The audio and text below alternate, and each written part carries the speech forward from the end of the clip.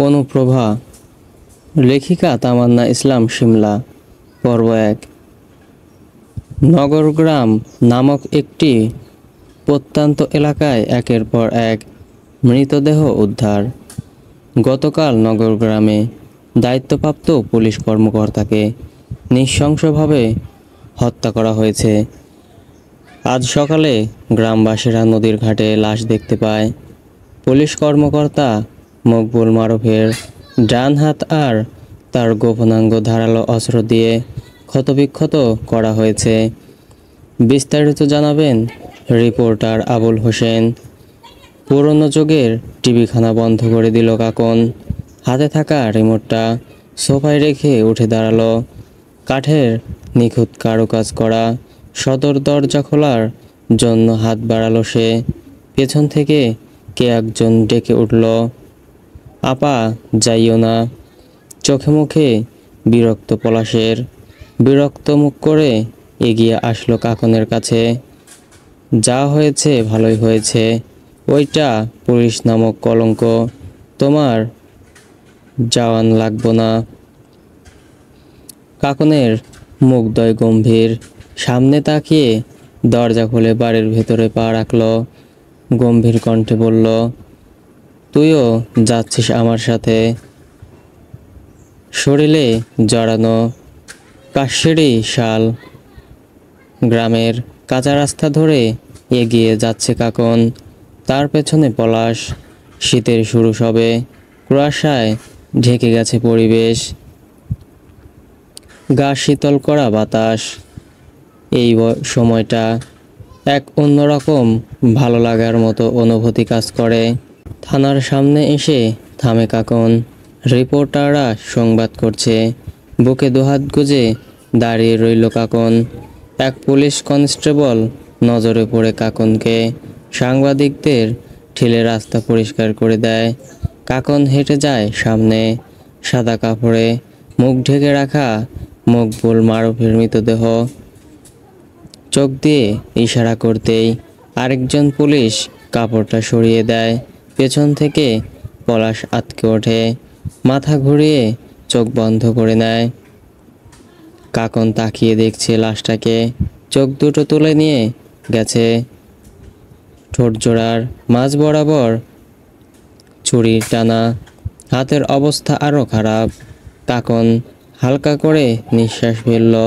পাশের এলাকা থেকে পুলিশরাও উপস্থিত। কাকন তাদের সামনে গিয়ে দাঁড়ালো। সবাই সালাম দিল। কাকন সালামের জবাব দিল। লাশের দিকে এক নজর তাকিয়ে হাতিমপুর থানার দায়িত্বরত পুলিশ অফিসার রিপন সাহেবকে উদ্দেশ্য করে গম্ভীর তবে শান্ত কণ্ঠস্বরে বলল, এত জল ঘোলা না করে লাশ পোস্টমর্টমে পাঠান। এই সব নিউজ করে কোনো লাভ হবে না অফিসার। রিপন সাহেব মাথা নাড়ালেন আর অপেক্ষা না করে লাশ পোস্টমর্টমের উদ্দেশ্য নিয়ে যাওয়ার জন্য প্রস্তুত হলেন। কাকন আর দাঁড়ালো না। যে পথে দিয়ে এসেছে সেই পথ দিয়ে আবার পা বাড়ায়। কিছু দূর আসতেই হাঁটার গতি থামিয়ে দেয়। যত দূর চোখ যায় ধানে পরিপূর্ণ ক্ষেত, মধ্য দিয়ে মাঠে পথ, রাস্তার দুপাশে তাল ও খেজুর গাছ। কাকন গিয়ে একটি গাছের নিচে বসল। গায়ে থাকা শালটা খুলে রাখল। পরনে তার লাল পাড়ের সাদা শাড়ি। ক্ষেতের মাঝে মাঝে অসংখ্য কাকতাড়ুয়া, সেদিকেই নজর তার। পেছনে কোমরে হাত দিয়ে দাঁড়িয়ে আছে পলাশ। কাকন সামনের দিকে দৃষ্টি রেখেই পলাশকে বলল, পলাশ, হাঁড়িটা নামা। বলতে দেরি হলেও পলাশের গাছে উঠতে দেরি হলো না। গাছে উঠতে তার ভীষণ ভালো লাগে। ঝটপট খেজুরের রসে ভর্তি হাঁড়িটা নামালো। আশেপাশে যত দূর চোখ যায় সম্পূর্ণ জমি জায়গা কাকনদের। এই যে রাস্তার দুপাশে অসংখ্য তাল খেজুরের গাছ, এইগুলো জমিদার কন্যা বলে কথা।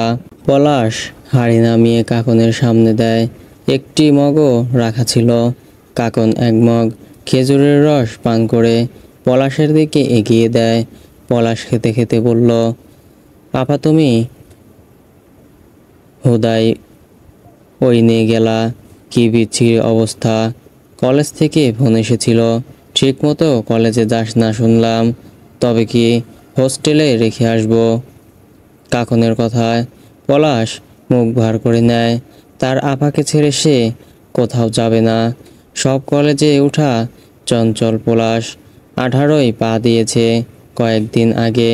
এখনো বাচ্চাদের মতো আপার পিছে পিছে ঘোরা তার ডিউটি না শান্তি। এই অনাথ ছেলেটাকে নিজের ভাইয়ের মতো করে বড় করেছে এই জমিদার কন্যা কাকন শিকদার। কোনো অহংকার নেই তার মাঝে। আপা কলেজে না গেলে তাতে কি, আমি তো পড়ালেখা ভালো মতো করতেছি, তাই না? কাকন হাসে, তা নজরে পড়ে না কারো। ভোরের আভা কেটে গেছে অনেক আগেই। সকালের মিষ্টি রোদ গায়ে মাখাও শেষ। কাকন উঠে দাঁড়ালো, চোখের ইশারায় পলাশকেও আসতে বলল। আবার হাঁটা ধরল শিকদার জমিদার বাড়ির উদ্দেশ্যে। পেছনে কোনো এক ভাবনায় মগ্ন পলাশ বিড়বিড় করছে কিছু একটা। জমিদার বাড়ির বিশাল গেটটা খুলে ভেতরে ঢুকলো কাকন। একবার বাগানের দিকে চোখ বুলালো। বিশাল জায়গা, বিস্তৃত ফুলের বাগান, আরেক পাশে নানা রকমের ফলের বাগান। গেটের সামনে একটি কাঠগোলাপের গাছ। গাছটির বয়স অনেক, তার দাদি বিয়ের পর নাকি গাছটা লাগিয়েছিল। পলাশ কাকনের সামনে এসে দাঁড়ালো, চিন্তিত কণ্ঠে শুধায়, আপা তুমি বিয়ে করবা না? কাকন কপাল কুঁচকায়, পর মুহূর্তে মৃদু হাসে, আগে তোকে তো বিয়ে দিয়ে নেই। কাকন পা বাড়ালো, সময় অনেক হয়ে গেছে, দাদা দাদিকে ওষুধ খাওয়াতে হবে। সদর দরজা খুলে ভেতরে প্রবেশ করে কাকন। কাকনের দাদি সুমি আরাম করে সোফায় বসে আছে। তার পাশে বসে 15 বছর বয়সী লতা দেবদাস উপন্যাস পড়ে শোনাচ্ছেন। কাকন শালটা হাত থেকে রাখলো সোফার উপরে, সোজা চলে গেল দাদির রুমে। তার দাদা জমিদার ফারুক শিকদার এখনো ঘুমাচ্ছেন। কাকন ঔষধের বাক্স থেকে ঔষধ নিয়ে আবার নিচে চলে আসলো। দাদির সামনে এসে দাঁড়িয়ে বকুলকে ডাকলো, বকুল এক গ্লাস পানি নিয়ে আইতো। বকুল দ্রুত পানি নিয়ে হাজির হয়। কাকন তার হাতে থাকা ঔষধ আর পানিটা তার দাদির দিকে এগিয়ে দিল। সুমি মুখ ভেঙালো, এই ঔষধ খাইতে খাইতেই আমার ভেতর পইচা যাইব। দাদির কথায় সবাই হাসে, এটা নতুন কিছু না, রোজই ঔষধ খাওয়ার সময় এমন এমন কথা বলেন তিনি। সুমি ঔষধটা খেয়ে নিলেন। লতা আবার গল্প পড়ছে। কাকন পানির গ্লাসটা বকুলের দিকে বাড়িয়ে দিয়ে বলল, জানালাগুলো এখনো বন্ধ কেন? বকুল দাঁত দিয়ে জিভ কেটে বলে, মনে ছিল না আপা, রান্নাঘরে ব্যস্ত ছিলাম। কাকন হতাশ কণ্ঠেই বলে, তোকে বলেছি না রান্না আমি করব, তাও তুই পাকঘরে ঢুকেছিস কেন? বকুল ঠোঁট উল্টে বলে, আমি ভাবছি তোমার দেরি হইব, তাই আমি শুরু করছি। কি রান্না হচ্ছে? পরোটা আর আলু ভাজি। কাকন কিছু একটা ভাবে, অতঃপর বলে, তোর ফোন কই?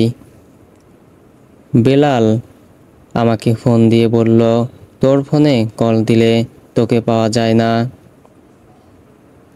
বকুল মাথা নিচু করে রাখে। কাকন শব্দ করে নিঃশ্বাস ফেলে।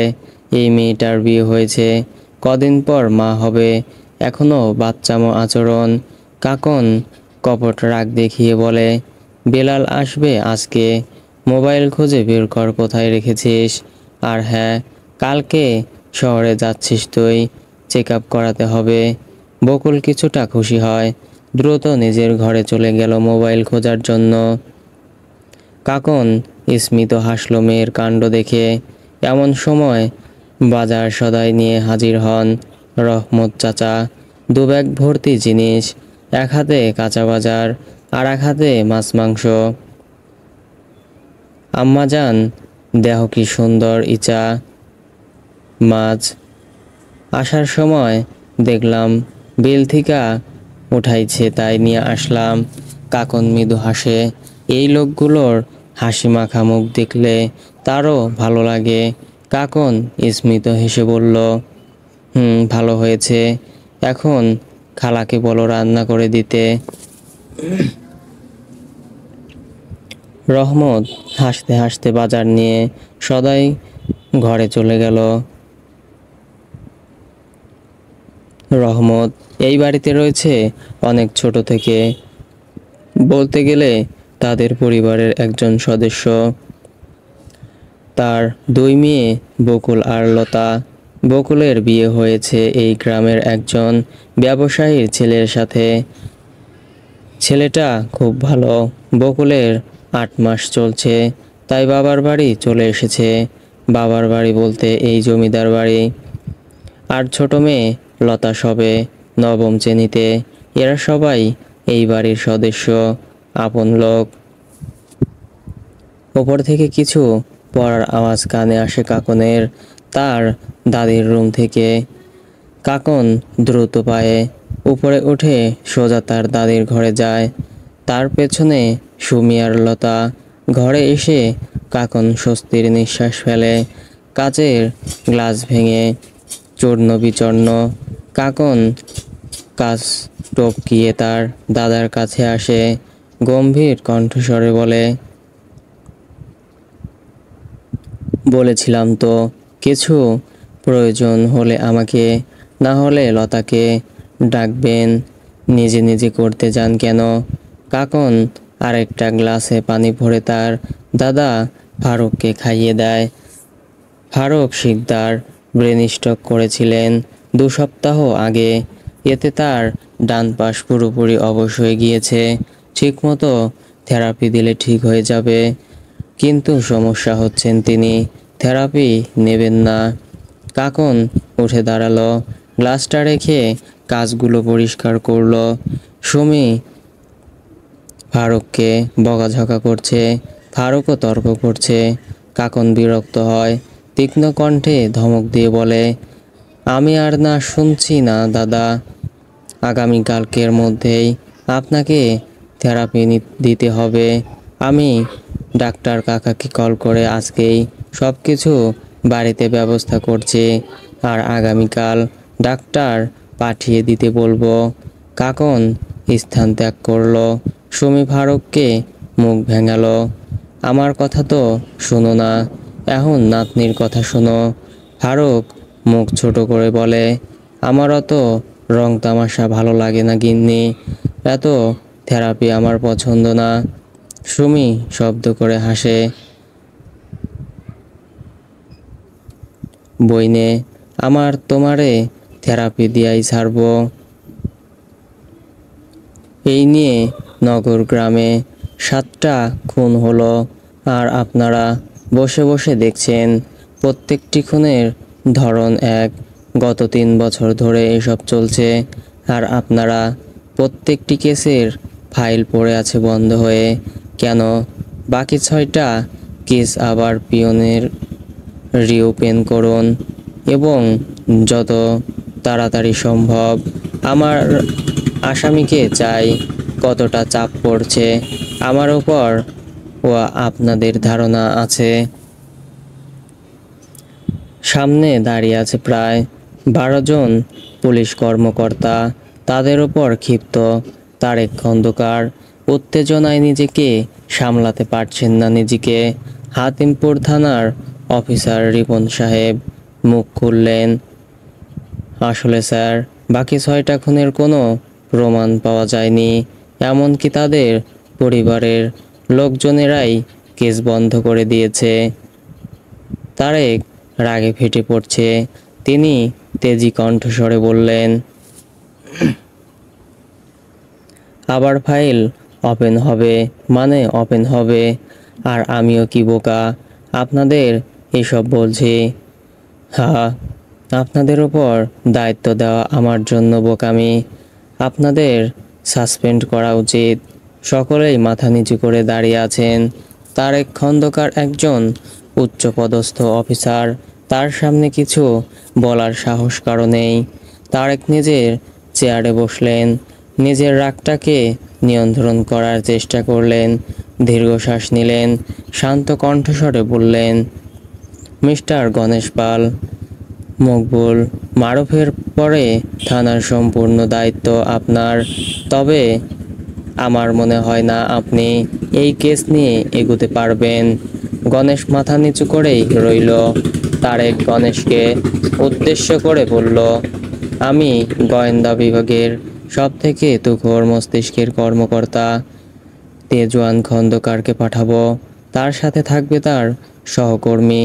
তাদের হাতেই এই কেস নিজ দায়িত্ব তুলে দেবেন এবং তার সাথে তাল মিলিয়ে এই কেস সমাধানে সহযোগিতা করবেন। আজকে আসতে পারেন, আগামীকাল। এসিপি তেজওয়ান খন্দকার নগরগ্রামে যাচ্ছেন। সকলেই মাথা নাড়িয়ে বিনা বাক্যে বেরিয়ে গেল। তারেক চেয়ারে হেলান দিয়ে চোখ জোড়া বন্ধ করে নিল। 3 বছরে 7টি খুন। স্টেঞ্জ শিকদার জমিদার বাড়ির গেটের সামনে দাঁড়িয়ে আছে জুবায়ের, বিস্মিত নয়নে। বাইরে থেকেই পর্যবেক্ষণ করছে গোটা জমিদার বাড়ি। অবশ্য সম্পূর্ণ বাড়ি এক নজরে দেখার উপায় নেই। হাতে থাকা ব্যাগটা নিচে রেখে পকেট থেকে নিজের ফোনটা বের করলো। জমিদার বাড়ির সৌন্দর্য সে ক্যামেরা বন্দি করতে চায়, তবে আশানুরূপ ভালো ফল আসলো না। আসবেই বা কী করে? কম দামের অচল স্মার্টফোন। মোবাইলটা আবার পকেটে রেখে ব্যাগ দুটো হাতে তুলে নিল। বাইরে থেকে উকিঝুঁকি মারছে জুবায়ের। না, কারো দেখা নেই। কাঁধে কারো হাতের স্পর্শ পেয়ে পেছনে তাকায়। ভ্রুজোড়া কুঁচকে কোমরে হাত দিয়ে দাঁড়িয়ে আছে পলাশ। চোখে মুখে কৌতূহল তার। সামনে দাঁড়িয়ে থাকা ছেলেটাকে এক নজর পা থেকে মাথা অবধি পর্যবেক্ষণ করলো। ছেলেটিকে দেখে তো ভালোই মনে হচ্ছে। মনে মনে নিজেই আবার বলল, না পলাশ না, দেখতে ভালো হলে কি ভালো হয় নাকি? নিশ্চয়ই কোনো ঝামেলা আছে বেটার। পলাশ ভ্রু কুঁচকে ইশারায় জিজ্ঞেস করলো, কে আপনি? জুবায়ের বোকা বোকা হাসি দিল। নিমিষেই আবার স্বাভাবিক হয়ে বলল, আমি জুবায়ের, সাফিন জুবায়ের। পলাশের নজর যায় জুবায়ের হাতে থাকা ব্যাগ দুটির উপর। জিজ্ঞাসু দৃষ্টিতে তাকিয়ে বলে, এইখানে কি চাই? আমাকে তপন স্যার পাঠিয়েছেন। জুবায়ের স্বাভাবিকভাবেই উত্তর দিল। পলাশ নিজ মনে কিছু ভাবতে লাগলো। চোখ মুখ কুঁচকালো। তপন আবার কে? জুবায়ের পলাশের দিকে তাকিয়ে দীর্ঘশ্বাস ফেলল। অতঃপর জিজ্ঞেস করল, নাম কি তোমার? জুবায়ের গম্ভীর ভারী কণ্ঠস্বরে। পলাশ কিছুটা ভড়কে যায়। পলাশ সোজা হয়ে দাঁড়ায়, অন্যদিকে তাকিয়ে বলে, পলাশ। জুবায়ের মৃদু হাসে, আবার তাকায় জমিদার বাড়ির দিকে। সেদিকে তাকিয়েই বলে, জমিদার ফারুক শিকদারের জন্য আমাকে ডাক্তার তপন ঘোষ এখানে পাঠিয়েছেন। পলাশ জুবায়ের দিকে তাকিয়ে স্মিত হেসে হাত থাকা ব্যাগ নিজের হাতে তুলে নেয়। আকম্বিক এমনটা হওয়ায় জুবায়ের অবাক হয়। পলাশ হাসি মুখে বলে, আগে বলবেন না যে আপনি ডাক্তার সাহেব? হুদাই কি না কি ভাবলাম। চলেন চলেন, ভেতরে চলেন।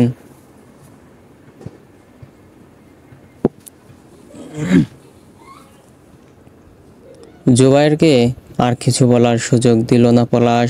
ব্যাগ হাতে নিয়ে দ্রুত পায়ে ভেতরে চলে গেল। জুবায়ের হতভম্বের ন্যায় পলাশের যাওয়ার দিকে তাকিয়ে আছে। পলাশ পেছনে তাকিয়ে জুবায়েরকে ভেতরে আসতে বলল। জুবায়ের আর কোনো কিছু না ভেবে ভেতরে প্রবেশ করল। গেট থেকে বাড়ির সদর দরজা পর্যন্ত টানা সরু পাকা রাস্তা। রাস্তার দুপাশে নানান রকম ফুল গাছ। জুবায়েরের মুখে আপনা আপনি হাসি ফুটে উঠল। পলাশ অনেকক্ষণ আগেই বাড়ির ভেতরে চলে গিয়েছে। জুবায়ের আশপাশটা দেখতে হাঁটছিল। আসলেই সুন্দর, দৃষ্টি আকর্ষণ করার মতো পরিবেশ। আনমনে হাঁটছিল জুবায়ের। সামনে যে কেউ একজন তার দিকে তীক্ষ্ণ দৃষ্টিতে তাকিয়ে আছে, সেদিকে খেয়াল নেই তার। হাঁটতে হাঁটতে সামনে তাকাতেই দুপা পিছিয়ে যায় জুবায়ের। সাথে সাথে বুকে থুতু ছিটিয়ে আবার সামনে তাকায়। অচানক সামনে আসতে কিছুটা ভয় পেয়ে গিয়েছিল সে। দ্বিতীয়বার সামনে তাকাতেই দৃষ্টি স্থির হয়ে যায়। কিছু মুহূর্তের জন্য শ্বাস প্রশ্বাস বন্ধ হয়ে গিয়েছে জুবায়েরের। দৃষ্টি স্থির সামনে দাঁড়িয়ে থাকা রমণীর দিকে। জুবায়ের অনুভব করল তার অদ্ভুত অনুভূতি হচ্ছে। শির দ্বারা দিয়ে শিরশির করে শীতল বাতাস বয়ে যাচ্ছে। জুবায়ের ঘোর কাটল কাকনের ডাকে। ঠিক আছেন আপনি? জুবায়ের স্বাভাবিক হয়ে দাঁড়ায়। তার নিঃশ্বাস ভারী হয়ে আসছে। নিজেকে স্বাভাবিকভাবে উপস্থাপন করার চেষ্টা করল। হ্যাঁ, ঠিক আছে, আমি ঠিক আছি। কাকনের গম্ভীর মুখোদয় জুবায়েরের ভেতরে ঝড় তুলেছে। গলা শুকিয়ে আসছে। জিভ দিয়ে ঠোঁট জোড়া ভিজিয়ে নিয়ে মৃদু হেসে বলল, আমি সাফিন জুবায়ের। কাকন জুবায়েরের মুখের দিকে তাকিয়ে বলল, আমি কাকন। কাকন শিকদার, বাড়ির ভেতরে আসুন। কাকন বাড়ির ভেতরে চলে গেল। জুবায়ের দাঁড়িয়ে রইল আগের জায়গায়। অদ্ভুত এক অনুভূতি হচ্ছে তার। আনমনে হাসল জুবায়ের। বিড়বিড় করল, কাকন, কাকন, কাকন। আপনার কোনো রোগ আছে নাকি ডাক্তারবাবু? এত কিসের ভাবনা? মেইলি কণ্ঠে ভাবনার ছেদ ঘটে। কাকনের ঠেস মেরে কথা বলাটা বোধহয় তাকে আনন্দ দিল। জুবায়ের মুচকি হেসে ভেতরে ঢুকল। কাকনের সামনাসামনি দাঁড়িয়ে বলল, এতদিন ছিল না, আজ বোধহয় হলো। কাকন ভ্রু কুঁচকাল। জুবায়েরের কথার মানে ধরতে পারল না সে। জুবায়েরের মুখ টিপে হাসল। তখনই শোনা গেল আরেকটি কণ্ঠস্বর। কাকন সিঁড়ির দিকে তাকায়। জুবায়েরের নজরও সেদিকেই। পলাশ দ্রুত পায়ে নিচে নামছে। ডাক্তার ভাইয়ের রুমে রাইখা আইসি ব্যাগ। কাকন একবার জুবায়েরের দিকে তাকায়, শান্ত কণ্ঠে বলে, তপন কাকা নিশ্চয়ই সব কিছু বুঝিয়ে শুনিয়ে পাঠিয়েছে আপনাকে। আপনি আপনার ঘরে যান, বিশ্রাম নিন। আর কিছু প্রয়োজন হলে আমাকে কিংবা পলাশকে বলবেন। পলাশ, ডাক্তারবাবুকে ঘরে নিয়ে দিয়ে আয়। শেষ কথাটা পলাশের দিকে তাকিয়ে বলে কাকন। বলা শেষ হতেই দ্রুত পায়ে রান্নাঘরের দিকে চলে যায়। জুবায়েরের তাকিয়ে থাকে সেই পানে। মেয়েটা ভারী অদ্ভুত। একটু হেসে কথা বলতে বুঝি পয়সা লাগে। ডাক্তার ভাই চলেন। জুবায়ের পলাশের দিকে তাকিয়ে ফিসেল হেসে বলে, জুবায়ের ভাই বললেই হবে। পলাশ মাথা নাড়িয়ে উপরে উঠতে থাকে। তার পিছু পিছু জুবায়ের। বিশাল বড় বাড়িতে লোকজনের সংখ্যা নিতান্তই কম। এতে অবশ্য আশ্চর্য হয় না জুবায়ের। গতকাল মেডিকেল কলেজের অধ্যাপক যখন তাকে এই কাজের জন্য বলে, তখন জুবায়ের না করে না। জুবায়ের খুব মেধাবী একজন ছাত্র, সাথে তপন দাসের খুব পছন্দের ব্যক্তি। তাই তো গতকাল কাকন যখন একজন ডাক্তারকে এই বাড়িতে পাঠাতে বলল, তখন সরাসরি জুবায়েরকে বলেছে। পড়াশোনা এখনো শেষ হয়নি, তবে জুবায়ের প্রচণ্ড পারদর্শী, তাকে সপ্তাহখানেকের ছুটির ব্যবস্থা করে দিয়েছেন তপন। তপন এই বাড়ির নিয়মকানুন, লোকজন সব কিছুর ব্যাপারে বলেছে জুবায়েরকে। আর একটি কথা বারবার বলে দিয়েছিল, সেটা হলো, জমিদার বাড়িতে তুমি শুধু কাজের জন্য যাচ্ছ, কোনো কিছুতেই বেশি কৌতূহলী হতে যেও না, এমনকি সব সময় কাজের মাঝে থাকার চেষ্টা করবে। জুবায়েরও ভালো মতো কথাটি মাথায় গেঁথে নিয়েছে। এমনিতেও সে এখানে কাজের জন্যই এসেছে। পোস্টমর্টেম রিপোর্ট অনুযায়ী মকবুল মারুফ 12 জুন রাত 2টোর দিকে মারা গিয়েছেন। ওনার শরীরে আরও একটি ব্লাড স্যাম্পল পাওয়া গিয়েছে। সেটা মিলিয়ে দেখা গেছে রক্তটা 3 মাস আগে খুন হওয়া হাতিমপুর গ্রামের একজন ব্যক্তির। নাম রাকিব। তিনি প্রবাসী ছিলেন, ছুটিতে গ্রামে এসেছিলেন। দেশে আসার 18 দিনের মাথায় তার খুন হয়। আর খুনের ধরন একই, কিন্তু তার ব্লাড স্যাম্পল এখানে কি করে আসলো বুঝতে পারছি না। কোনো ফিঙ্গারপ্রিন্টের সন্ধান পাওয়া যায়নি। আর তার কিডনি ও হৃৎপিণ্ড অলফিয়া এতিমখানার অসুস্থ শিশুদের ডোনেট করা হয়েছে। তিনি আইনতভাবে করে গেছেন। একদমে কথাগুলো বলল আফিফ। পোস্টমর্টেম রিপোর্টটা সামনে নিয়ে গভীরভাবে পর্যবেক্ষণ করছে তেজওয়ান। শুভ্র মুখশ্রীতে চিন্তার ছাপ, কপালে ভাঁজ, চোখে একরাশ কৌতূহল, মস্তিষ্ক হাজারো প্রশ্ন উকি দিচ্ছে। বিকেলের দিকে নগর গ্রামে এসে পৌঁছেছে তেজওয়ান। সোজাসুজি চলে এসেছে গ্রামের হাসপাতালে। তেজওয়ান ফাইলটা আবার টেবিলে ছুঁড়ে মারলেন, উঠে দাঁড়ালে চেয়ার থেকে। সাদা রঙের শার্টের হাতাটা গুটিয়ে কোণই পর্যন্ত আনলো। তীক্ষ্ণ দৃষ্টিতে তাকালো সামনে দাঁড়িয়ে থাকা গণেশের দিকে। একটি ভারী গম্ভীর কণ্ঠস্বর প্রতিফলন হলো সম্পূর্ণ কেবিনে। মর্গে যাব। গণেশ কথা না বাড়িয়ে মর্গের কাছে আসলো। দরজা খুলতেই একটা উটকো গন্ধ নাকে বাজলো।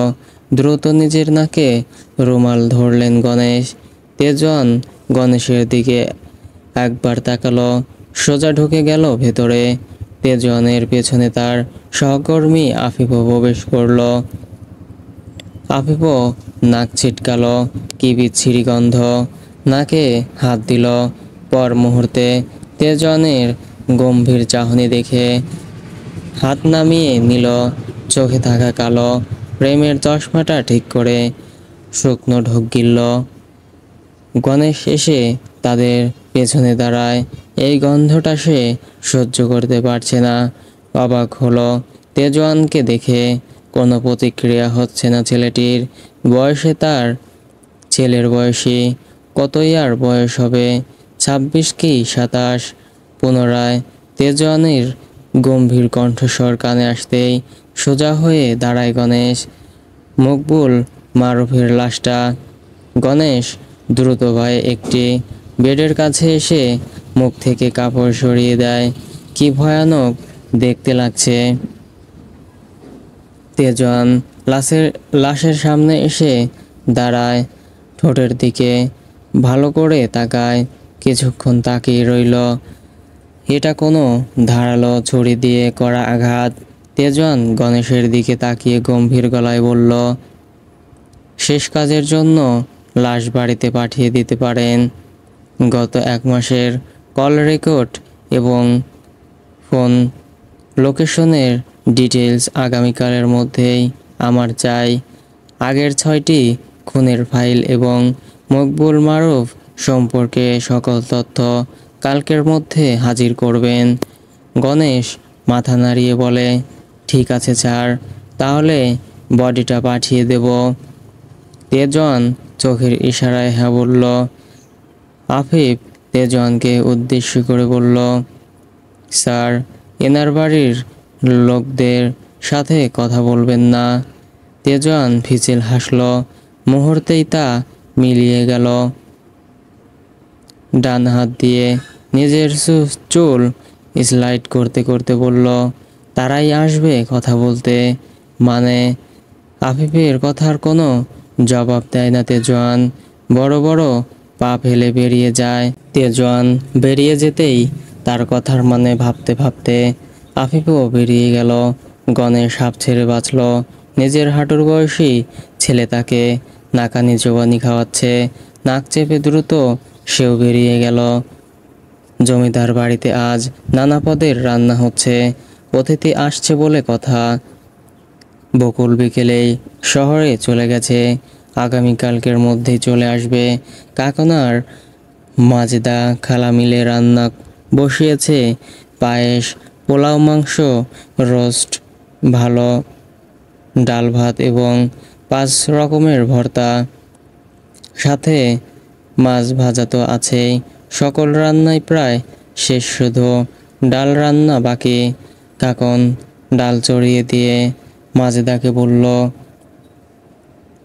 খালা ডালটা হলে নামিয়ে দিও, আমি একটু আসছি।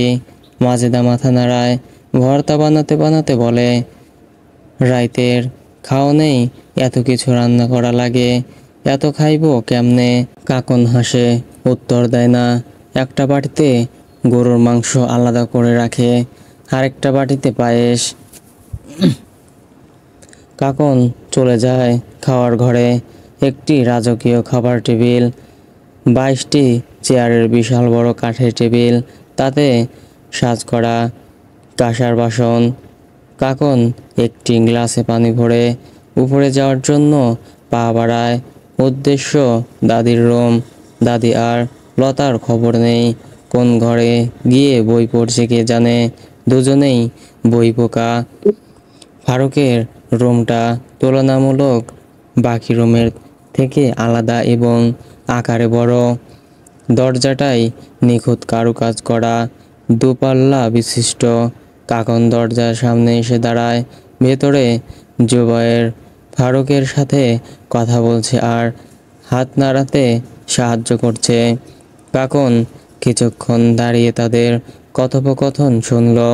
কথাগুলো ঠিক এরকম ছিল, জমিদার দাদু, তোমার সাথে একটা ছবি তুলবো বুঝেছ? ফারুক কপাল কুঁচকে জিজ্ঞেস করে, আমার সাথে ছবি তুললা কি করবি ছোকরা? জুবায়ের গাল ভরে হেসে বলে, এই যে আমার 7 কপালের এক কপালের ভাগ্য যে আমি জমিদার বাড়িতে এসে জমিদারের চিকিৎসা করছি। এই ব্যাপারটা কি গর্বের বিষয় না জমিদার দাদা? আপনার সাথে ছবি তুলে বড় করে ফ্রেম বানিয়ে দেওয়ালে টানিয়ে রাখবো, আর ভবিষ্যতে আমার ডজন খানেক বাচ্চা কাচ্চা এবং আরও ভবিষ্যতে আমার সেঞ্চুরি করা নাতি নাতনিদের দেখাবো, আর গর্বে আমার বুক ফুলিয়ে রাখবো। ব্যাপারটাই আলাদা। ফারুক হাসে, রসিকতার সুরে বলে, ডজন খানেক বাচ্চা কাচ্চা, এত জোর আছেনি? জুবায়ের দুষ্টু হেসে বলে, দাদুর ছোঁয়া পেয়েছি না, জোর এমনিতেই বেড়ে গেছে। ফারুক শব্দ করে হাসে, জুবায়েরও হাসে। ফারুক তো প্রথমে জুবায়েরকে দেখেই বিরক্ত হয়ে চলে যেতে বলেছিলেন, আর এখন এই ছেলের সাথে হাসি মজা করছে। ছেলেটা সহজেই মিশে যেতে পারে। ফারুক আবার জিজ্ঞেস করে, তো বিয়ে কবে করবা? জুবায়ের হতাশার সুরে বলে, এই থতমাইকে মেয়ে দেবে জমিদার দাদু? কিন্তু তুমি এক বউ নিয়ে আছো কেন? তোমার উচিত ছোট ছোট মেয়ে দেখে আরও 4-5টা বিয়ে করা। বংশবৃদ্ধি করার তো প্রয়োজন আছে নাকি? তুমি বললে আমি খোঁজা শুরু করি। না বেডা, আমার একটাই, আমারে যে দাপটে রাখে আর লাগবো না। আর তুই কম কনে বেটা, তোর বয়সে থাকতে কত প্রেম করছি আমি, তোর এই চেহারায় যে কেউ পড়ব। জুবায়ের বিস্মিত হাসে, চেহারা দেখে এখন আর কেউ পটে না। কাকন, তার দাদা আর জুবাইরের এইসব আলাপ আলোচনা শুনে আশাহত হয়। দুটোই এক। হাতে গ্লাস নিয়ে কাকন ভেতরে আসে। কাকনকে দেখে দুজনেই চুপ হয়ে যায়। কাকন গ্লাসটা দাদার হাতে দিয়ে একটি ওষুধ এনে দেয়। ফারুক বিনা বাক্যে ওষুধটা খেয়ে নেয়। অতঃপর জুবাইরের দিকে তাকিয়ে কাকনকে বলে, যাই, একটা ভালো কাম করছো। এই ডাক্তারের আয়না আমার ভাল লাগছে। কাকন ছোট করে নিঃশ্বাস ফেলল, মনে মনে ভিড় করলো, তা তো ভালো লাগবেই। লাগাম ছাড়া আলাপ আলোচনা করার জন্য সঙ্গী যে পেয়েছ, কে যে কাকে খারাপ বানাচ্ছে বোঝার উপায় নেই। কাকনের ধ্যান ভাঙে জুবাইরের কথায়। তামিজ রোগটা কি আপনারও দেখা দিল? কাকন ভ্রুকুচকে তাকায়। এই ছেলে তার কথার ফাঁকে তাকে ফিরিয়ে দিচ্ছে। কাকন গম্ভীর কণ্ঠস্বরে বলল, রোগ হলে ঔষধ আছে। জুবাইর বিস্মিত হাসে। ফারুক বুঝতে পারে না তাদের কথা। কাকন আবার বলে, আপনার কাজ শেষ হলে আমার সাথে চলুন। জুবাইর দুষ্টু হেসে বলে, মিস জমিদারিনী হঠাৎ আমাকে কোথায় নিয়ে যেতে চাইছে? হুম, মারতে যাবেন?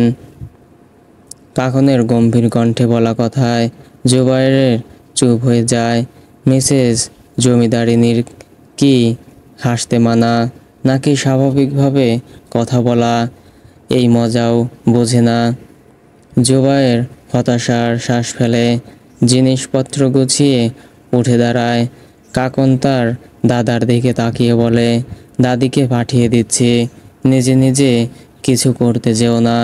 ফারুক কিছু না বলে বসা থেকে শুয়ে পড়ে।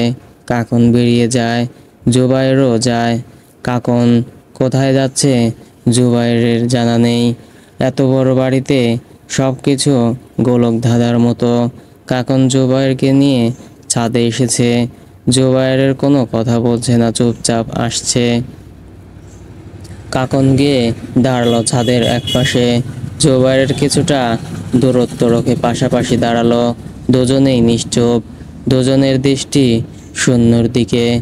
অন্ধকার পরিবেশ, শীতল বাতাস। নীরবতা ভেঙে জুবাইর বলল, কি বলবেন? কাকন জবাব দিল না। কিছু সময় চুপ করে রইল। জুবাইরের বুঝতে পারল না হঠাৎ কাকন তাকে এখানে কেন নিয়ে আসলো। কাকন চোখ বন্ধ করে হালকা শ্বাস নিল, শান্ত কণ্ঠে বলল, দাদুর ঠিক হতে কত সময় লাগবে? তিনি মানসিকভাবে জোর প্রয়োগ করলে মাস দুয়েক। জুবায়ের কাকনের দিকে তাকিয়ে বলল। কাকন আগের ন্যায় স্থির থেকেই বলল, যত দ্রুত যেন রিকভার করে। জুবায়ের মাথা চুলকাতে মৃদু হেসে কাকনকে বলে, কেন আমাকে তাড়ানোর খুব তাড়া দেখছি? কাকন গম্ভীর কণ্ঠস্বরে বলল, ধরে নিন তাই। জুবায়ের শব্দ করে হাসল, তা আমার প্রতি জমিদার কন্যার কিসের এত আক্রোশ? কাকন তাকালো জুবায়েরের দিকে, ফস করে নিঃশ্বাস ফেলে বলল, এত কথা বলা আমার পছন্দ না। নিচে আসুন, খেতে বসুন।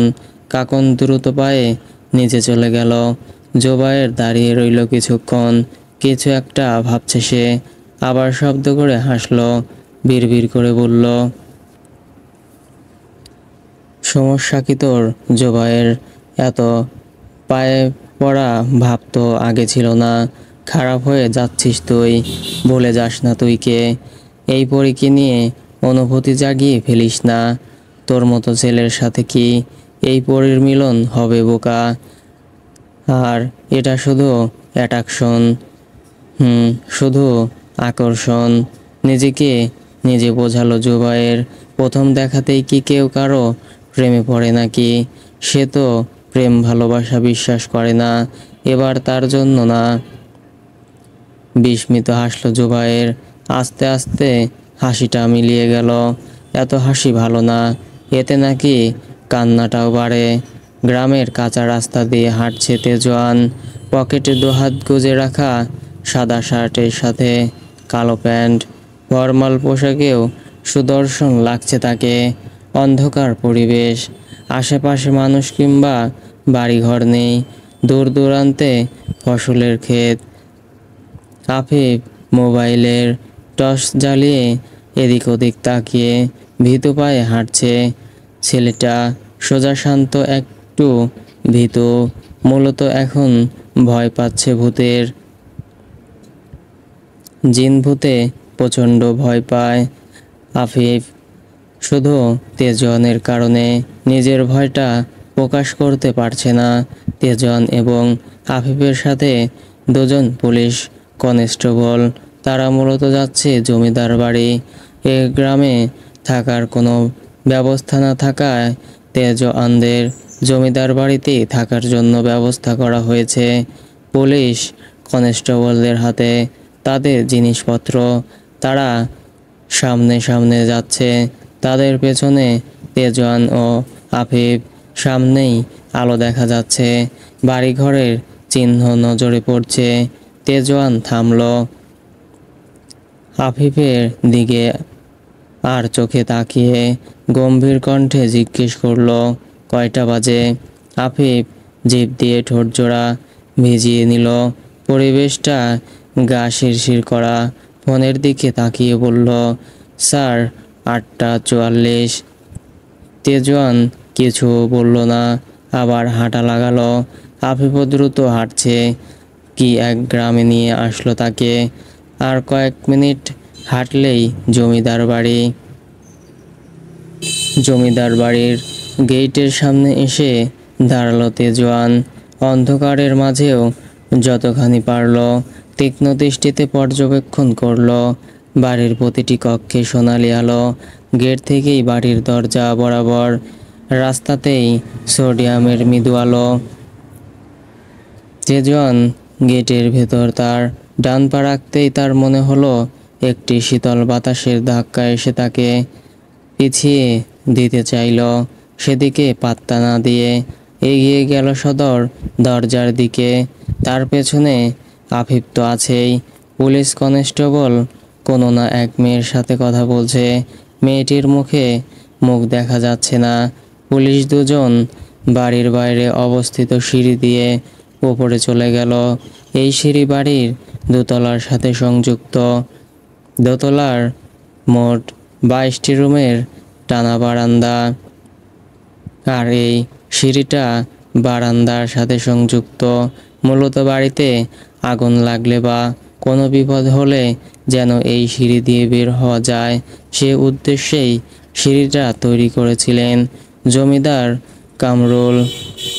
এখন অবশ্য তেজওয়ানদের কাজে লাগবে, কারণ তারা কাজের ক্ষেত্রে যখন তখন বাইরে যেতে পারে, আর সদর দরজা সব সময় খোলা বন্ধ করা সম্ভব নয়।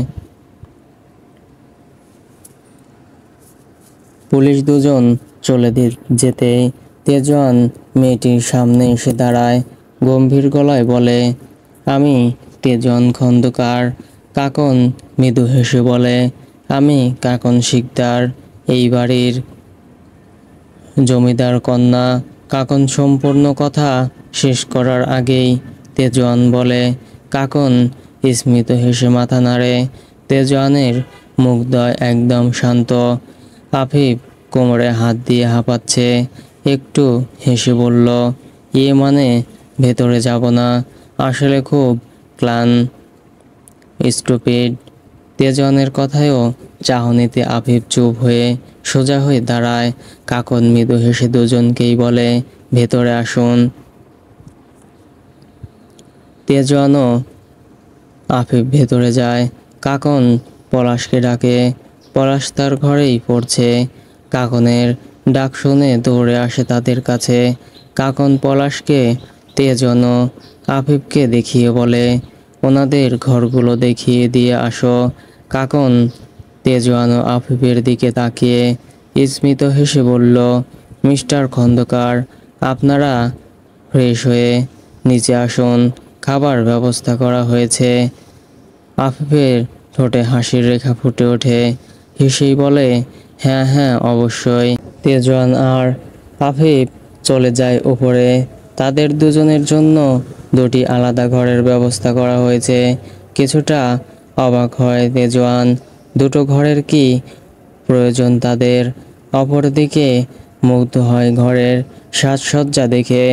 একটি কাঠের কাজ করা খাট, এই কারুকাজের একটি আলমারি, টেবিল চেয়ার আর খাটের পাশে ছোট্ট একটি ক্যাবিনেট, যেখানের কাচের একটি জগ, দুটি গ্লাস রাখা আর টেবিলে একটি ফুলদানি। টেবিলের ঠিক ওপরে ছোট্ট একটি বুকশেলফ, সেখানে কয়েকটা বাংলা বই। তেজওয়ানের পাশের রুমটায় আফিফের। দুটি ঘরের বারান্দা পাশাপাশি যুক্ত, মাঝ বরাবর দেয়াল। তেজওয়ানদের রুম দোতলার পূর্ব দিকের শেষ দুটি রুম, যাতে তিনটি রুম বন্ধ। পশ্চিম দিকে জমিদার ফারুকের ঘর, তার দুপাশে দুটি রুম, যার একটায় কাকন থাকে এবং অন্যটিতে জুবায়েরের থাকার ব্যবস্থা করা হয়েছে। নিচে আরেকটি ঘর, যেখানে পলাশ, বকুললতা, রহমত চাচা ও তার স্ত্রী থাকে। আর দারোয়ানদের জন্য বাগানে একটি বাড়ি আছে, সেখানে সপরিবার নিয়ে থাকে। সিঁড়ির একপাশে চুপ করে দাঁড়িয়ে আছে জুবায়ের, কোনো এক ভাবনায় মগ্ন। কাকন লক্ষ্য করে জুবায়েরকে, গম্ভীর চেহারা নিয়ে কিছু ভাবছে। কাকন জুবায়েরের পেছনে দাঁড়িয়ে গম্ভীর গলায় বলে, খুব দ্রুত চিকিৎসা করুন ডাক্তারবাবু, এই রোগ বড় খারাপ রোগ। জুবায়ের সাড়া দেয় না। কাকনের কথাগুলো বোধহয় তার কানেই যায়নি। কাকন কপাল কুঁচকে নেয়, শাড়ির আঁচলটা দুভাঁজ করে কাঁধে ফেলে জুবায়েরের কাঁধে হাত রাখে। জুবায়ের চমকায়, দুপা পিছিয়ে যায়। আপনি? কাকন গম্ভীর কণ্ঠস্বরে জবাব দেয়, আমার বাড়িতে আমি থাকবো না তো কে থাকবে? জুবায়েরের মুখ অন্যদিক ঘুরিয়ে নেয়, স্মিত হেসে বলে, হ্যাঁ তাই তো। আচ্ছা, আসছি। জুবায়ের তার ঘরে যাওয়ার জন্য পা বাড়ায়। কাকন শান্ত স্বরে বলে, কোথায় যাচ্ছেন, খাবেন না? জুবায়ের একবার পেছনে তাকিয়ে বলল, আমার না খেলেও চলবে, আপনি বরং আপনার অতিথিদের খাওয়া দাওয়া নিয়ে ভাবুন। মৃদু হেসে জুবায়ের চলে যায়। কাকন দেখে তার যাওয়া। ছেলেটা কি অভিমান করলো? কেন? তার সাথে নিশ্চয়ই আমার সেই সম্পর্ক না। সম্পর্ক ছাড়া তো অভিমান করা খাটে না। তবে এই আচরণের মানে কি? কাকন দীর্ঘশ্বাস ফেলল। এসব নিয়ে ভাবার কোনো প্রয়োজন নেই তার। দাদু দাদিকে খাবার দিয়ে আসতে হবে। কাকন চলে যায়। হেই মিস, কি করছেন? ফজরের নামাজ পড়ে সরাসরি বাগানে এসেছে কাকন। হালকা আলো ফুটেছে, ফুল গাছে পানি দেওয়া তার প্রতিদিনের কাজ। পানির পাইপ দিয়ে পানি দিচ্ছিল তখনই পেছন থেকে কোনো পুরুষের আওয়াজ শুনে। সেদিকে তাকায় কানন। জুবায়ের জ্যাকেটের পকেটে হাত গুজে কাকনের দিকেই এগিয়ে আসছে, ঠোঁটে মৃদু হাসি। কাকন আবার সামনে তাকিয়ে পানি দিতে থাকলো বাগানে। জুবায়ের এসে দাঁড়ালো কাকনের পাশে। একটা কথা বলার ছিল। কাকন পানির লাইনটা বন্ধ করে জুবায়েরের দিকে তাকায়, চোখের ইশারায় জিজ্ঞেস করে কি? জুবায়ের আশেপাশে তাকিয়ে বলে, কোনো অসুবিধা না থাকলে বাড়ির বাহিরটা কি ঘুরে দেখতে পারি? আমার মানে আপনি একটু ঘুরিয়ে দেখাবেন? কাকন তাকিয়ে আছে জুবায়েরের চোখের দিকে। গত রাতে জুবায়েরের কিছু একটা নিয়ে মন খারাপ ছিল। আজকে আর মন খারাপ করাতে চায় না কাকন, তাই শান্ত কণ্ঠে বলল, চলুন। কাকন ঘুরে ঘুরে বাগান দেখাচ্ছে। বাগানের সাথে একটি বাড়ি। জুবায়ের জিজ্ঞেস করলো, এটা কিসের বাড়ি? কাকন বাড়িটার দরজার সামনে দাঁড়িয়ে বলল, এটা বন্ধ পড়ে আছে অনেক যুগ। এটা মূলত জমিদারদের আসর মহল। আগে এখানে নাচ গান হতো। জুবায়ের বাড়িটা ভালোভাবে দেখে, পুরনো হলেও এখনো ঝকঝকে। কাকন নিয়ে যায় বাড়ির পশ্চিম দিকে। সেখানে একটি ঘাট বাঁধা পুকুর, অনেক বড়। পুকুরের চারপাশে সুপারি ও নারকেল গাছ। পুকুরে নানা রকম মাছ। জোবাইয়ের বাড়ির পেছন দিকে তাকিয়ে বলে, ওই দিকে কি আছে? কাকন জুবাইরের দিকে তাকিয়ে গম্ভীর গলায় বলে, ওই দিকে কিছু নেই, শুধু জঙ্গল। চলুন এখন। জুবাইরের ইচ্ছে জাগলো পেছনের দিকে যাওয়ার। একবার যাই চলুন।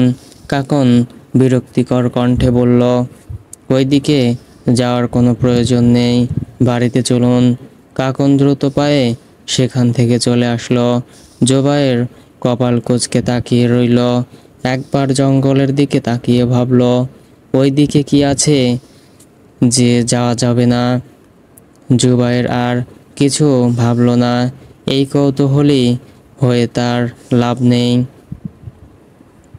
বারান্দায় দাঁড়িয়ে শীতের ভোরের শীতল বাতাস উপভোগ করছে তেজওয়ান। ছাই রঙের ফুল হাতার গেঞ্জি ও কালো ট্রাউজার পরেছে। রেলিংয়ে দুহাতের উপর ভর দিয়ে দাঁড়িয়ে আশপাশটা দেখছে। তার ঘরের বারান্দা থেকে মোটামুটি ভালোই দেখা যায়। পুকুরের দিকে দৃষ্টি তার। কুয়াশায় পুকুরের পানি, গাছপালা অন্যরকম সৌন্দর্য সৃষ্টি করছে। তেজওয়ান মুগ্ধ হয়। সাহেব, আপা আপনার লিগা চা পাঠাইছে। তেজওয়ান পেছনে তাকায়। একটি 14-15 বছর বয়সী মেয়ে, হাতে চায়ের কাপ। মেয়েটা এগিয়ে এসে তেজওয়ানের দিকে চায়ের কাপ এগিয়ে দিল। তেজওয়ান কাপটা হাতে নিয়ে রেলিংয়ে হেলান দিয়ে দাঁড়ালো। মেয়েটিকে জিজ্ঞেস করলো, নাম কি তোমার? মেয়েটা একগাল হেসে বলল, আমি লতা, নবম শ্রেণীতে পড়ি। তেজওয়ান ঠোঁটে এক চিলতে হাসি উকি দিল। শান্ত কণ্ঠে বলল, ঠিক আছে। লতা দৌড়ে চলে গেল। তেজওয়ান চায়ের কাপে ঠোঁট ছোঁয়ালো। না, খাওয়া যাবে না, চিনি দিয়েছে। কাপটা রেখে দিল রেলিংয়ের উপর। আফিফ এখনো ঘুমাচ্ছে নিশ্চয়। তেজওয়ান তার হাতে থাকা ঘড়িতে সময় দেখল, 6টা 58। তেজওয়ান পকেট থেকে ফোন বের করলো। ঠিক 2 মিনিট পর রিং বেজে উঠল তার ফোনে। তেজওয়ান হাসল। কল রিসিভ করে স্মিত হাসল। অপর পাশ থেকে তেজওয়ানের মা প্রীতি কিছু একটা বলল। তেজওয়ান মুখ টিপে হাসল। মুখে কৃত্রিম গম্ভীরতা এনে বলল, এটা আমার দায়িত্ব মাম্মা, ডন্ট ওয়ারি। আর হ্যাঁ, পাপার সাথে আর ঝগড়া করো না। প্রীতি কিছুটা রাগ দেখিয়ে বলল, তারেকের সাথে আমি আর কথাই বলবো না। আমি একটু না হয় অফিসে ব্যস্ত ছিলাম, কিন্তু তাই বলে তারেক আমাকে কিছু না বলে তোকে পাঠিয়ে দিল, আর তুইও একবার গেলি, বলে গেলি না। তেজওয়ানের হাসি পেল, মৃদু হাসল। মিসেস খন্দকার, এই কেসটা যত দ্রুত সম্ভব শেষ করে আমি ফিরব। এখন চিন্তা না করে মিস্টার খন্দকারকে বাড়িতে আসতে দিন। তোরা বাপ ছেলে দুটোই এক। প্রীতি ফোন কেটে দিলেন। তেজওয়ান মুখ টিপে হাসল। তার বাবা মার বিয়ের প্রায় 30 বছর, আর এখনো তারা এই ছোট ছোট বিষয়গুলো নিয়ে খুনসুটি করে। তেজওয়ান মুখে গম্ভীর ভাব এনে কিছুক্ষণ শূন্যর দিকে তাকিয়ে থাকলো। 9টার আগে অফিসে যেতে হবে। তেজওয়ান গেল আফিফকে ডাকতে। জমিদার বাড়ির উঠান হতে চিৎকার চেঁচামেচির আওয়াজ আসছে। চেঁচামেচির আওয়াজ শুনে জমিদার গিন্নি সুমিয়ার জুবাইয়ের উপর থেকে তৎক্ষণাৎ নিচে আসে। তেজওয়ান আর আফিফ তৈরি হয়ে নিচে এসে খেতে বসেছিল। মাজেদা তাদের খাবার বেড়ে দিচ্ছিলেন। কাকন রান্নাঘরে ছিল। এই রকম আহাজারির শব্দ শুনে কাকন রান্নাঘর থেকে বেরিয়ে আসে। তেজওয়ান জুবাইর সহ বাড়ির বাকি সবাই দরজার সামনে এসে দাঁড়ায়। রহমত চাচা চিৎকার করে কাঁদছে। তার পাশে পলাশ তাকে শান্ত করার চেষ্টা করছে। পলাশের চোখেও পানি। কাকনের বুকটা মোচড় দিয়ে উঠল। মাজা দাগিয়ে রহমতের পাশে বসলো। চিন্তিত কণ্ঠে জিজ্ঞেস করলো, কি হয়েছে আপনার? কাঁদেন কেন? কি হয়েছে? রহমত মাজেদার হাত ধরে কী সব জানি বিড়বিড় করছে আর কাঁদছে। কাকনের গলা ধরে আসছে। কাকন পলাশের সামনে গিয়ে দাঁড়ালো। অস্থির কণ্ঠস্বরে জিজ্ঞেস করলো, কি হয়েছে পলাশ? সকালে তো তুই আর চাচা এখানে খামারে গিয়েছিলি, বল কি হয়েছে? পলাশ উঠে দাঁড়ায়, চোখের পানি মুছে ফোঁপাতে ফোঁপাতে বলে, আপা, বকুল আপাগো অ্যাক্সিডেন্ট হয়েছে, বেলাল ভাই মারা গেছে। বকুল আপার জ্ঞান নাই, তারে তার শ্বশুর বাড়ির লোকেরা হসপিটালে না নিয়া বাড়িতে রাখছে। কাকনের নিঃশ্বাস আটকে আসছে। কি থেকে কি হলো? অ্যাক্সিডেন্ট কি করে হলো? পলাশ জবাব দিল, এত কিছু জানি না আপা, আমাগো এখনই ওই বাড়ি যাইতে হইব। কাকন তার মাথার হাত দিয়ে চোখ বন্ধ করে নেয়। মাথা কাজ করছে না। এদিকে মাজেদা খালা, লতা আর রহমত চাচা চিৎকার করছে। সুমি লতাকে বুকে নিয়ে শান্ত করার চেষ্টা করছে।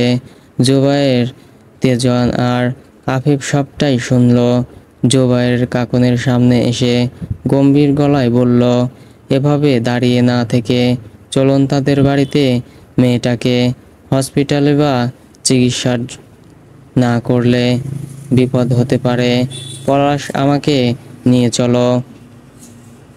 রহমত কিছুটা স্বাভাবিক হয়ে উঠে দাঁড়ায়। পলাশ বলে, হ্যাঁ আপা, তোমরা চলো। বলেই পলাশ হাঁটা লাগায়। পেছন পেছন জুবায়ের, রহমত আর কাকনও যাচ্ছে। তেজওয়ান একবার আফিফের দিকে তাকিয়ে বলে, আমাদেরও যাওয়া উচিত, চলো। আফিফ কিছু একটা ভাবছে, তাকে অস্বাভাবিক লাগছে। তেজন আফিফের হাত ধরে টান দিল। আফিফ হুঁশে আসলো। তারাও দ্রুত তাদের সাথে যাওয়ার জন্য পা বাড়ায়। গ্রামের ছোট হাসপাতাল অপারেশন থিয়েটারের সামনে থমথমে মুখ করে দাঁড়িয়ে আছে আফিফ। তার পাশে রহমত ও পলাশ।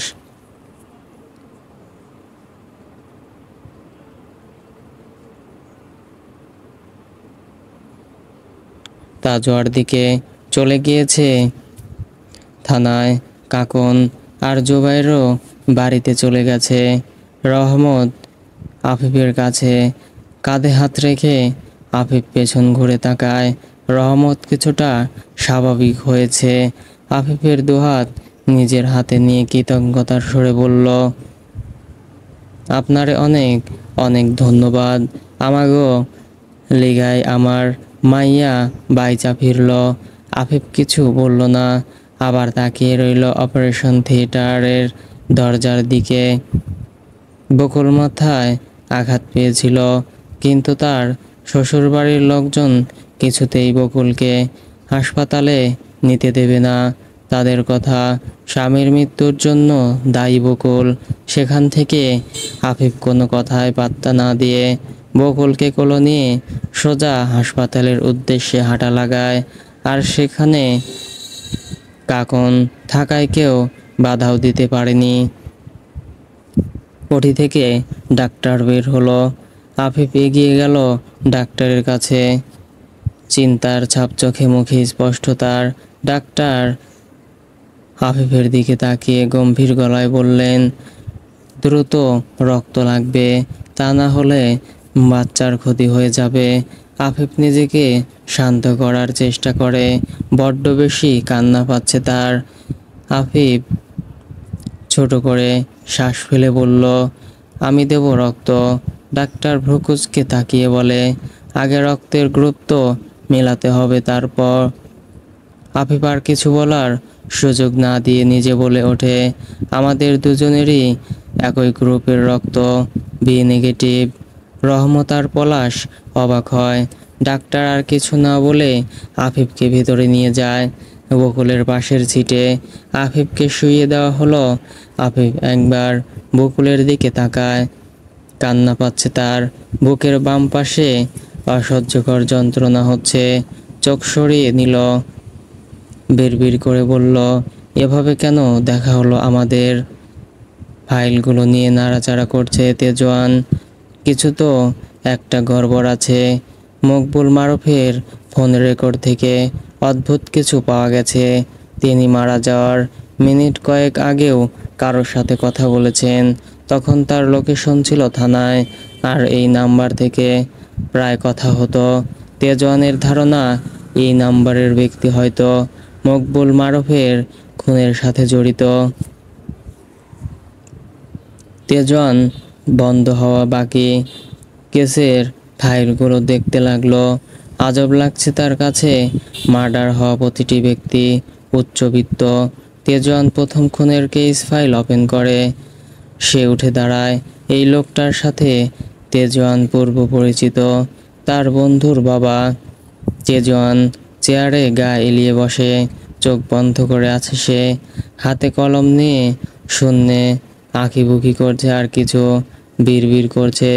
তেজওয়ান চোখ খুলে বাইরে থেকে চেঁচামেচির আওয়াজ পেল। নিজের কেবিন থেকে বের হয়ে বাইরে আসে তেজওয়ান।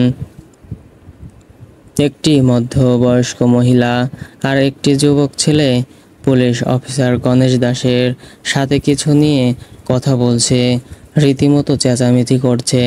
তেজওয়ান পকেটে হাত গুজে এগিয়ে যায় তাদের কাছে। তেজওয়ানকে দেখে গণেশ থেমে যায়। মহিলাটি তেজওয়ানের দিকে তাকিয়ে চুপচাপ হয়ে যায়। তেজওয়ান গম্ভীর গলায় প্রশ্ন করে, চেঁচামেচি হচ্ছে কেন? গণেশ তেজওয়ানের দিকে তাকিয়ে সামনে দাঁড়িয়ে থাকা মহিলাটিকে দেখিয়ে বলে, স্যার, উনি আঁখি বেগম, মকবুল মারুফের স্ত্রী। ইনি এসেছেন এই কেস বন্ধ করার জন্য। তেজওয়ান স্বাভাবিকভাবেই আঁখি বেগমের দিকে তাকায়। প্রশ্ন করে, কেস বন্ধ করার কারণ? আঁখি চোখের পানি মুছে ফোঁপাতে ফোঁপাতে বলে, যে মানুষ বেঁচেই নেই তাকে নিয়ে জল ঘোলা করার মানে কি? আমি তো আর আমার স্বামীকে ফিরে পাবো না, আর আমি চাই না এত কিছু। কেসও উইথড্র করছি আমি। তেজওয়ান গণেশের দিকে তাকিয়ে স্বাভাবিক কণ্ঠস্বরে বলল, মিসেস আঁখি ঠিক বলেছেন। তিনি যখন চাইছেন কেস বন্ধ হোক। তেজওয়ান আঁখি বেগমকে পর্যবেক্ষণ করলেন। মহিলাটি যেন খুশি হলো। তেজওয়ান মৃদু হেসে বলল, তাহলে আসতে পারেন। মহিলা তার ছেলেকে নিয়ে চলে গেল। গণেশ হাঁ করে তাকিয়ে আছে। এই ছেলে কি করতে চাইছে কিছু মাথায় ঢুকছে না।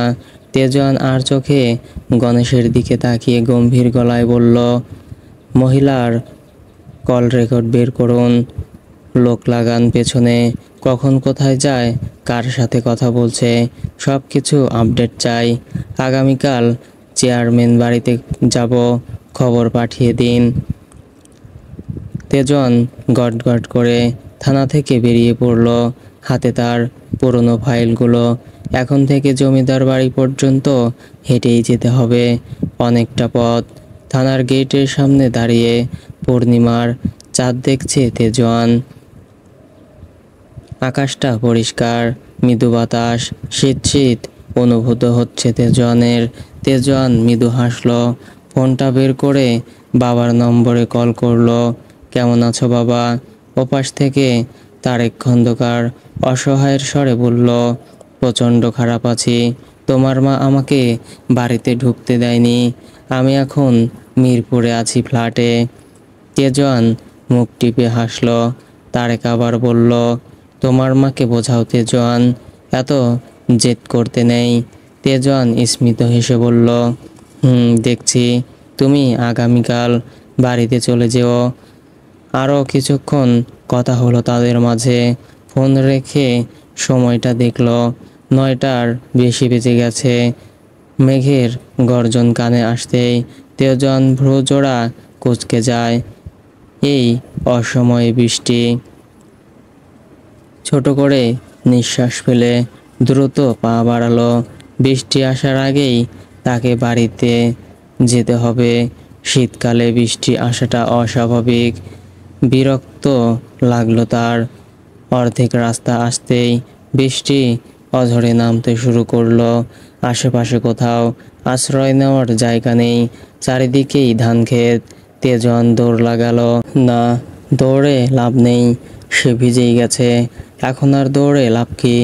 বৃষ্টি উপভোগ করতে করতে ধীর পায়ে হাঁটছে তেজন।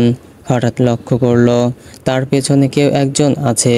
তেজন মাথা ঘুরিয়ে পেছনে তাকালো। না, কেউ নেই। এই রাস্তাটা শুনশান, জঙ্গলের মধ্যে দিয়ে। তেজন সাবধানতার সঙ্গে পকেট থেকে বন্দুকটা বের করলো। ধীর পায়ে সামনে এগিয়ে যাচ্ছে। তেজন একটি গাছের পেছনে লুকিয়ে পড়ল। কিছু সময়ের মধ্যেই কালো চাদরে ঢাকা একটি ব্যক্তিকে দেখা গেল। ব্যক্তিটি আশেপাশে কাউকে খুঁজছে, হয়তো তেজনকেই। ব্যক্তিটি মূর্তির ন্যায় স্তব্ধ হয়ে গেল। মাথায় কিছু একটার স্পর্শ পেলে ব্যক্তিটি হালকা মাথা ঘুরিয়ে দেখে তার মাথায় বন্দুক তাক করা।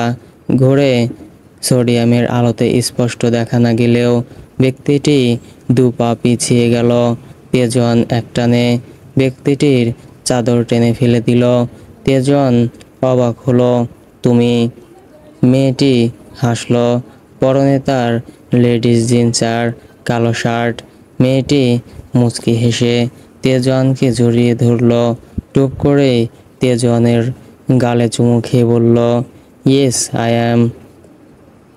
এসেছিলাম তোমাকে সারপ্রাইজ দিতে, তবে এখন তো আমি নিজেই সারপ্রাইজ। জায়গাটা অনেক ইন্টারেস্টিং, ভুতুরে ভুতুরে ভাব। অবশ্য আমার জন্য পারফেক্ট। ভালো একটা ডকুমেন্টারি বানানো যাবে।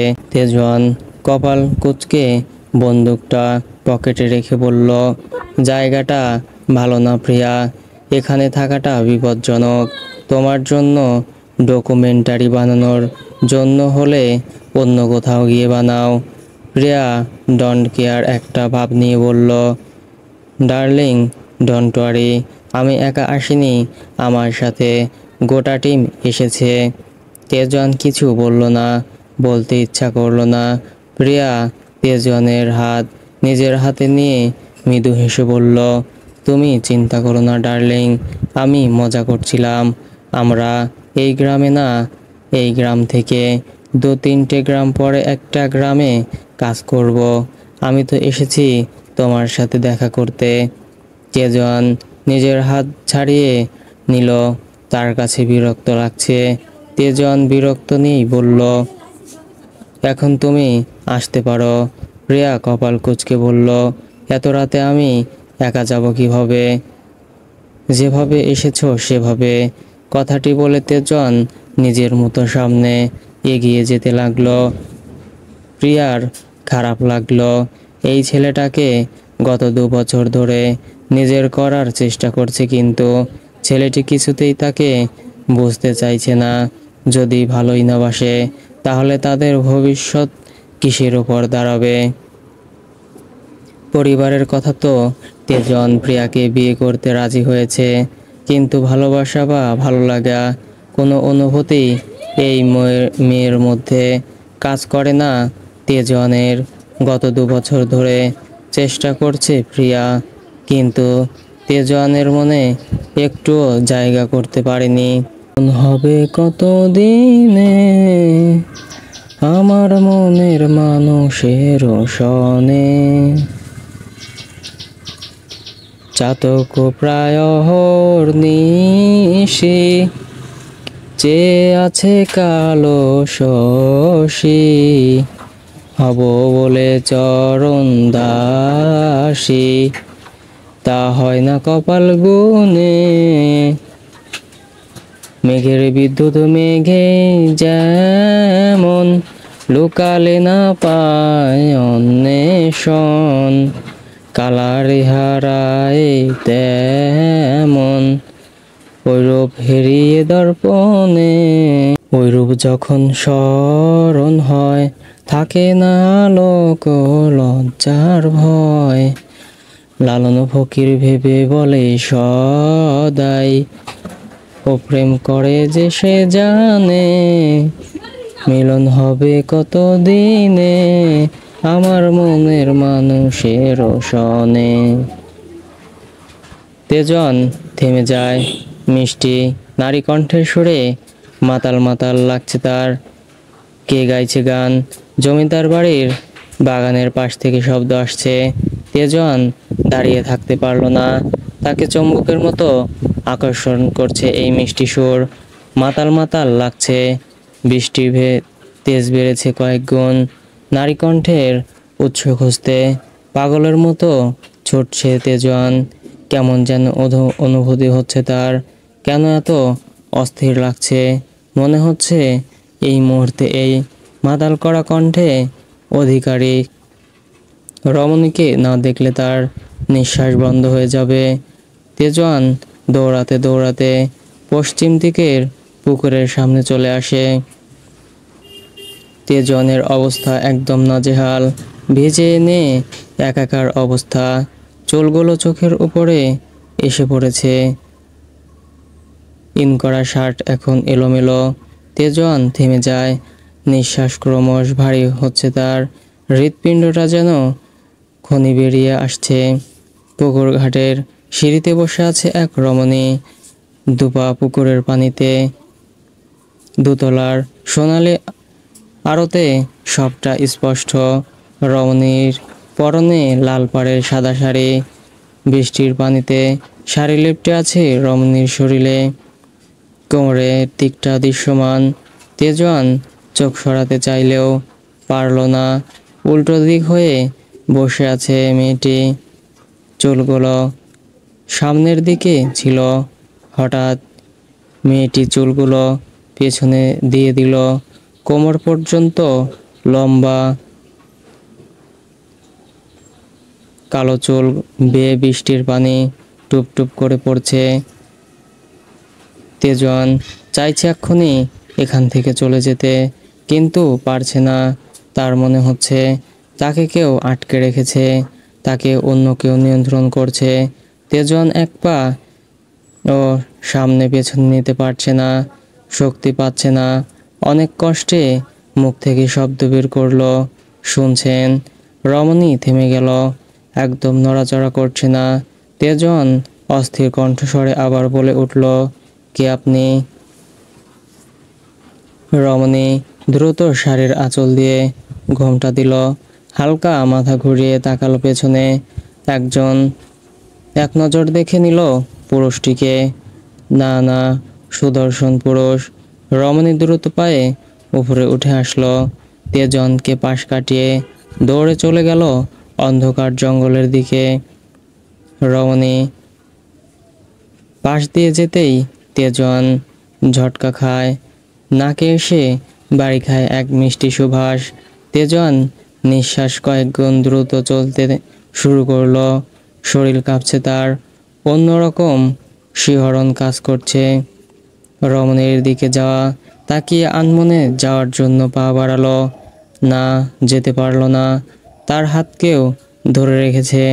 তেজন দ্রুত পেছনে তাকালো। পলাশ পলাশ ভ্রু কুঁচকে জিজ্ঞেস করলো, এত রাতে ভিজতে আছেন কেন স্যার? আর এই দিকে কই যান? তেজন আবার পেছনে তাকালো, ঘুটঘুরে অন্ধকার জঙ্গল। মেয়েটি কোথায় গেল? কি স্যার, কথা বলেন না কেন? তেজন পলাশের দিকে তাকিয়ে অস্থির কণ্ঠস্বরে বলল, এখানে একটি মেয়ে ছিল, মেয়েটিকে আর জঙ্গলের মধ্যে দিয়েই বা কোথায় গেল? পলাশ চোখ বড় বড় করে তেজনের হাত ছেড়ে দেয়, কিছুটা আতঙ্ক নিয়েই বলে, আল্লাহ কি কন, ভূত পেতনি দেখছেন নাকি? আমরা কেউ এই দিকে আসি না, খারাপ কিছু আছে, আপনারে এই দিকে আসতে দেখা আমি আসলাম।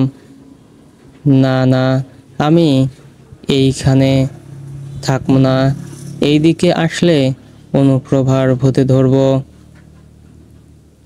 পলাশ দৌড়ে চলে গেল। তেজন বিড়বিড় করল,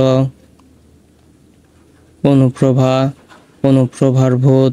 না, ভূত পেত বলতে কিছু নেই। এটা কি তবে আমার ঘোর ছিল নাকি কল্পনা? পলাশ আবার আসে। আপনি আর দাঁড়ায় থাকেন না।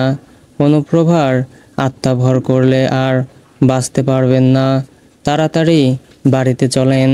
আমি দাদারে বইলা আপনার লেগা তাবিজ নেয়া আসমুনি। তেজন বিরক্তিকর নিঃশ্বাস ফেলে বলে, এসব ভূত আত্মা কিছুই হয় না।